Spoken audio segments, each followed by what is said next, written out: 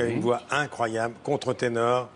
Il y a un quotidien berlinois qui a dit qu'il a une voix d'ange, une voix vraiment unique au monde. C'est celle de Philippe Jaroussky.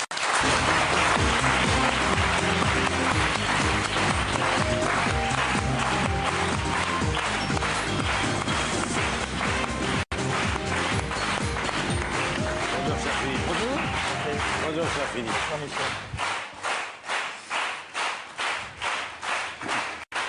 C'est vrai que l'Allemagne est très présente dans votre actualité. Vous chantez en allemand pour la première fois. Pour la première fois, Bach, Telemann. Et c'est vrai que le journal berlinois a dit que vous avez une voix d'ange. Mais ce qui me frappe, avec Éric Barbette qui m'a préparé mon petit dossier, vous avez dit, mais ma voix, elle change souvent, elle change presque tous les mois. Oui. Donc ça veut dire que vous ne savez pas ce que vous allez chanter dans 10 ans, alors? Ah non, non, non, c'est ça que j'aime beaucoup dans ce métier. C'est-à-dire qu'elle change vraiment? Oui, parce que en fonction de la musique qu'on va chanter, des différents compositeurs, du corps qui change, de l'âge, de la maturité aussi, de ce qu'on veut vraiment faire passer à travers la voix, ça c'est toujours aussi une recherche. C'est toujours très difficile et je crois particulièrement cette voix de contre-ténor, je suis toujours obsédé par le naturel. Alors c'est peut-être un peu paradoxal parce que pour beaucoup de gens, cette voix paraît un petit peu... hors des sentiers battus. Et c'est vrai que moi, j'essaie toujours de la connecter à une forme de naturel. Alors, c'est la musique baroque, c'est votre répertoire, c'est les cantates sacrées. Quelle est la première voix que vous avez entendue quand vous étiez adolescent et qui a déclenché cette vocation? Je rappelle que vous êtes musicien, vous avez fait du piano. Du violon. Oui. Mais quelle est la voix que vous avez entendue qui a déclenché ça? C'est pas très original, mais je crois que comme beaucoup de chanteurs d'opéra, la première émotion que j'ai eue en écoutant de l'opéra, c'est Callas, évidemment. Et Callas reste quand même, encore maintenant, un modèle pour beaucoup des chanteurs d'opéra, pas seulement pour sa voix exceptionnelle, mais pour cet investissement total, on pourrait dire. Vous êtes d'origine russe, oui. Et à la maison, on écoutait Callas? On écoutait Callas, oui, oui, je me rappelle, ma mère me disait qu'elle avait pleuré quand elle avait appris le décès de Maria Callas, parce qu'elle faisait un petit peu partie du quotidien de tout le monde. Et on suivait aussi sa vie, on ne suivait pas forcément aussi que ses performances musicales.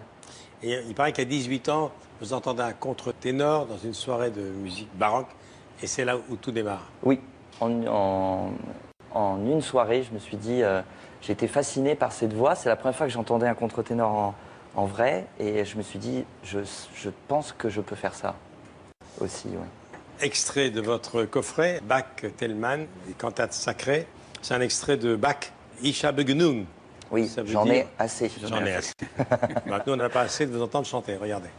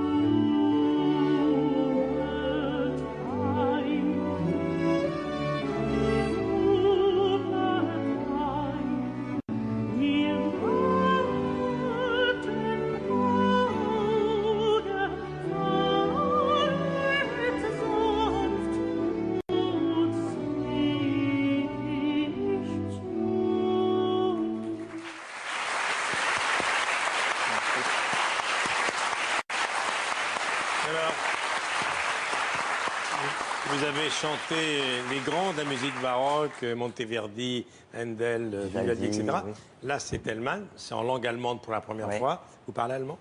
Oui, je l'ai appris à l'école, mais parler et chanter une langue, c'est différent. Chanter, c'est plus compliqué? C'est un petit peu plus compliqué. Il faut vraiment bien comprendre la logique d'une langue.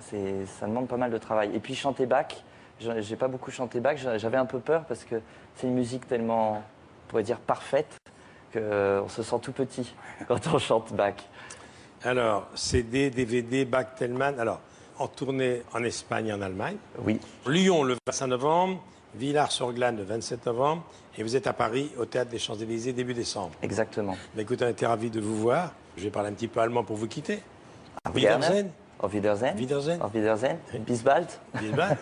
Ce que je connais, moi, c'est Träume Jesus. Ah oui, d'accord. Ce qui veut dire fête de beaux rêves. Merci beaucoup. Merci beaucoup. Merci Michel. Dankeschön. Bis zum nächsten Mal. Merci beaucoup. Au revoir.